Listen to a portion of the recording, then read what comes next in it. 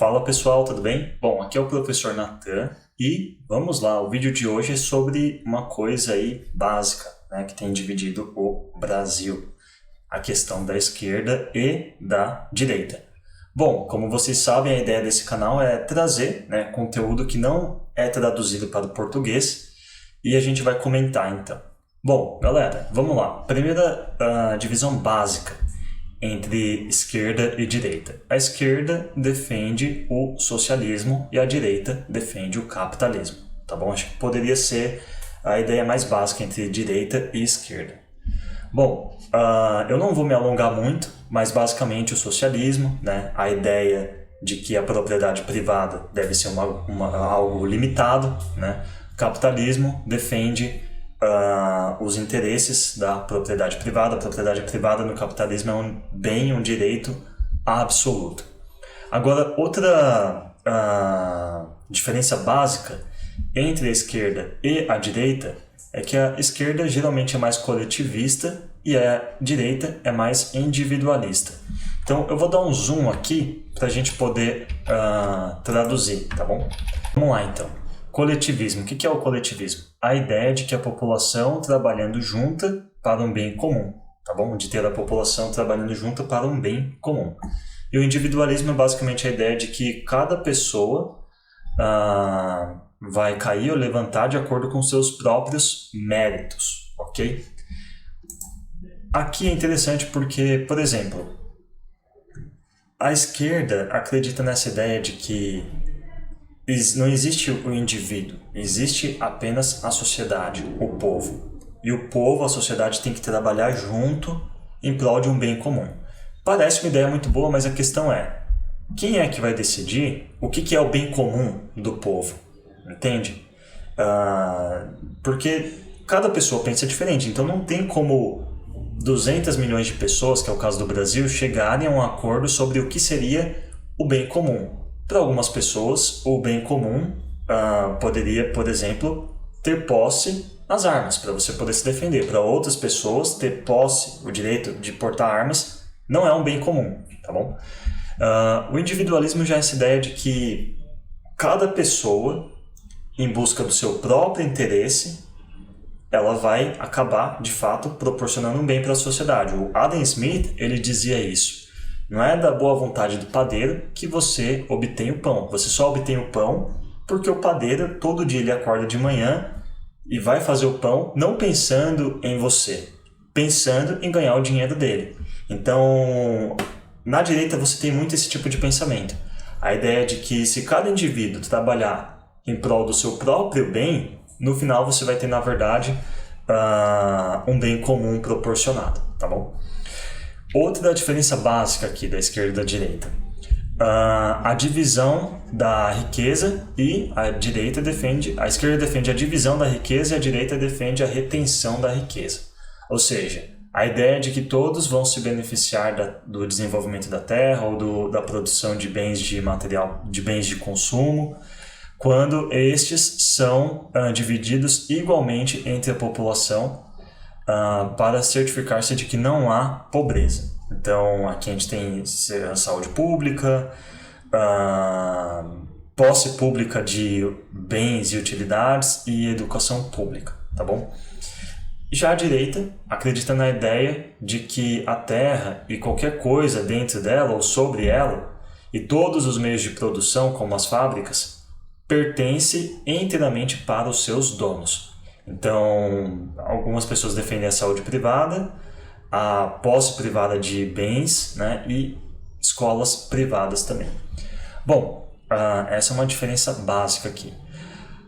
Claro, eu sei que choca quando a gente vê pessoas passando situações assim de pobreza extrema, né? Qualquer pessoa que tenha coração não vai gostar de ver isso. Só que assim, a gente tem que pensar uma coisa também.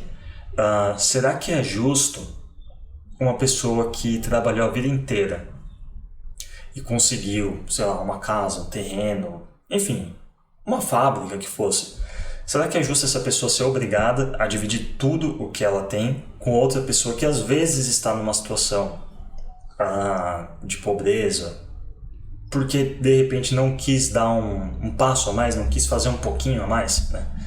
Então, a princípio, a ideia de dividir tudo pode ser muito boa, mas na realidade, né? Imagina você aí, o pouco que você tem ou o muito que você tem, provavelmente foi conquistado com sangue, com o suor dos seus pais, que vieram antes de você, e com o seu próprio sangue e suor. Você não pode simplesmente dividir isso, né? Assim, né? Então, essa é uma outra divisão básica entre esquerda e direita, ok? Pessoal, eu vou deixar bem claro, tá bom? Eu sou uma pessoa de direita, ok? Eu não estou aqui querendo enganar ninguém. Então, se vocês acharem que o meu argumento tem, de certa forma, um lado, sim, tem um lado, tá bom? Divisão de classes e retenção de classe. Então, a ideia de que todas as pessoas deveriam ser iguais, sem classes de trabalho, sem classe média, sem governantes. Bom, isso aqui é puramente uma utopia, né? Não existe isso.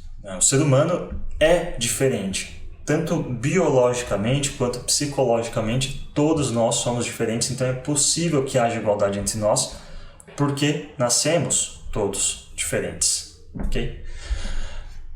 Retenção de classe, o que é isso? A ideia de que deveria haver uma classe governante, uma classe dominante para fazer as decisões e uma classe trabalhadora para fazer o trabalho. É interessante porque, assim, esse post, ele tem um lado também. Ele tem um lado um pouco mais para cá, para a direita. Não é bem isso. Eu sou de direita e eu não vejo isso na direita. Não vejo pessoas defendendo a ideia de que deveria ter uma classe dominante e outra classe para servir a essa classe. Pelo contrário.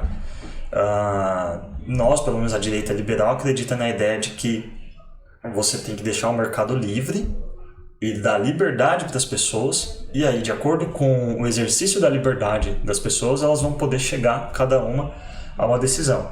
Talvez, galera, isso foi colocado porque na época da Revolução Francesa, que foi quando originou o conceito entre esquerda e direita, na direita você tinha o pessoal que defendia que não deveria haver uma revolução, ok? Poderia ter uma mudança, mas não através de uma revolução, e esse pessoal se sentava à direita do parlamento francês, e o pessoal da esquerda defendia uma revolução drástica, né? Eles se sentavam à esquerda, né?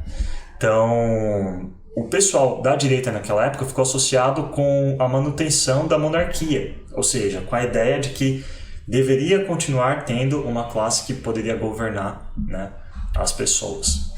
Bom, e para terminar aqui, o protecionismo e o livre comércio. Então, a esquerda ela defende essa ideia de que deve ser introduzida tarifas, né, nas importações para proteger a indústria local. E a direita defende a ideia de que não deveria ter nenhuma regulação porque o mercado vai se regular por si próprio, através da eficiência de custo. Okay? É interessante porque, assim, quem adotava fortemente o protecionismo eram justamente os reinados absolutistas da Europa, né? O rei ele colocava fortes tarifas para que os produtos de fora não pudessem entrar no país. Então é interessante porque o protecionismo é uma ideia de esquerda, só que quem apoiava essa ideia era justamente a classe dominante da época. Foi justamente com o livre mercado, a partir do momento que os países começaram a diminuir os impostos de importação e deixar abrir, né, os seus portos para fazer comércio com o mundo inteiro, que os países enriqueceram, tá bom? Bom, então é isso. Espero que vocês tenham gostado desse vídeo e vejo vocês na próxima. Tchau, tchau.